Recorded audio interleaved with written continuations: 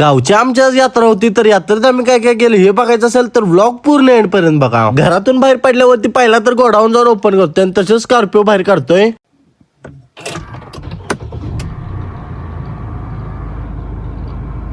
सकाळी आदर्शदा दुकानावरती पिकअप घेऊन गेलता, म्हणूनच मला स्कॉर्पिओ काढून दुकानावरती जावं लागतं. चिकन शॉप वरती आल्याला पहिला तर आयुधांची गाडी आज व्यवस्थित लावून घेतात आणि तसंच मी नाश्ता करण्यासाठी बसतोय. दुकानातून नाश्ता करून मी आणि वसंतापा जातोय पुढचा सगळा रूट करण्यासाठी. रूट करून येता येतात जास्त गरमी होती, म्हणूनच आम्ही दोघ पण मालकाबरोबर थांबतोय मोहब्बतचा सरबत पिण्यासाठी. होता येईल तेवढे मी लवकर आटपतो आणि दुकानातनं बाहेर पडते, कारण काय गावची यात्रा असल्यामुळे मला गावातनं फोन येत होतात पोरांचं की गावात आहे म्हणून. गोग्याजवळ गेल्यावरती माझा इथं पाऊण तास मोडतोय, कारण का इथं पुढे मोठा एक ट्रक आलेला, त्यामुळे बाग सगळं ट्रॉफिक तुंबलेलं. गोग्यापाशी रोड बारका असल्यामुळे आणि त्या दोन्ही साईडनं मोठं ट्रक आलेलं, त्यामुळे इथे एवढं मोठं ट्रॅफिक लागलेलं. ट्रॅफिक निघल्या लगेचच मी घरी येण्यासाठी निघतोय. गावची यात्रा असल्यामुळे मला गावातूनच ऑर्डर आलत्यात, मग त्यांनाच पहिला तर चिकन देतो आणि तसंच मी घरी जातोय. रेडवून मी घरातून बाहेर पडतोय, कारण का आता वेळ झालते आम्हाला देवाला जाण्याची. तसंच मी श्रवणला पण कॉल केलेला, मग यशीत श्रवण थांबलेला श्रवणला घेतो आणि आम्ही जातोय मंदिरावर. जसं आम्ही दर्शन घेण्यासाठी भैरोबाच्या मंदिरावरती पोहोचतोय, तसंच आम्हाला तिथं सिद्धार्थ भेटतोय. मग लागलीच आम्ही सगळी पोरं एकत्र दर्शन घेतोय. गाव आमचं छोटं असल्यामुळे गावात काही यात्रा आमच्या एवढी भरत नाही, खरं गावाच्या मंदिराला एकदम सजावट टॉपची असत्या. असेच तुम्हाला रिअल लाईफ वाले ब्लॉग बघायचे असतील तर अकाउंटला फॉलो करा आणि माझ्या युट्यूब चॅनलला सबस्क्राईब करा आणि होता येईल तेवढा व्हिडिओ शेअर करा. मॅन श्रवण गावात नेला टाकत